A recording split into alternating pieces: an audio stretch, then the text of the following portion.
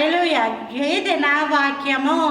14వ తారీఖు 4వ నెల 2026వ సంవత్సరం. యోధా రాసిన పత్రిక 1వ అధ్యాయం 21వ వచనం. దేవుని ప్రేమలో యేసుక్రీస్తు మన ప్రభువగు నిత్య జీవార్థమైన మన ప్రభువగు యేసుక్రీస్తు కనికరము కొరకు కనిపెట్టుచు దేవుని ప్రేమలో నిలిచినట్లు కాచుకొని ఉండుడి.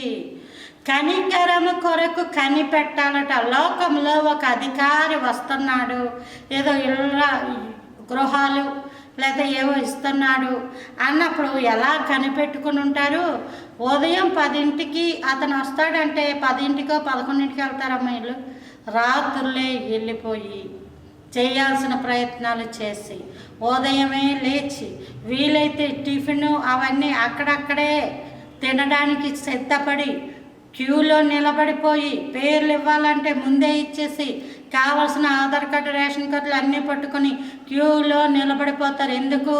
ఆ యొక్క ఇచ్చేది ఏదైతే ఉందో అది మాకు రావాలి, మాకే ముందు రావాలి, మొదటగా మేమే ఉండాలి, నా ఫైలే పైన ఉండాలి అని లోకంలో ప్రతి ఒక్కరి తాపత్రయం.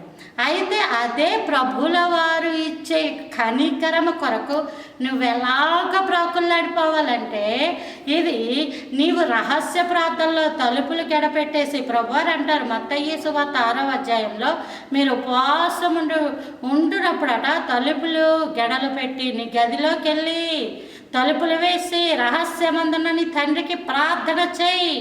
అదే కనికరం అన్నమాట.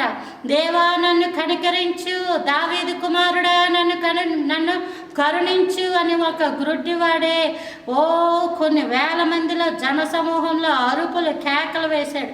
ఆ దగ్గర ఉన్న వాళ్ళు అతన్ని అరవద్దని చెప్పారు, అతన్ని దెబ్బలాడారు, మరీ ఎక్కువగా గట్టిగా కేకలు వేశాడు. కాబట్టి లోకంలో మనుషుల యొక్క కనికరానికి మనం ఎన్నో ప్రయాసలు పడుతూ ఉంటాం.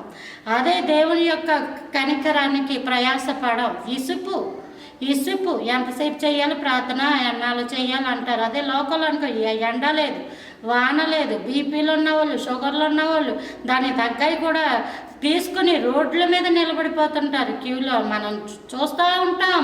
వాళ్ళకేదో ఇస్తారంట, గవర్నమెంట్ నుంచి ఏవో రాబోతున్నాయంట, అందుకే ఆ జనాలు అలాగా పడిగాపులు కాసారని చూస్తారు.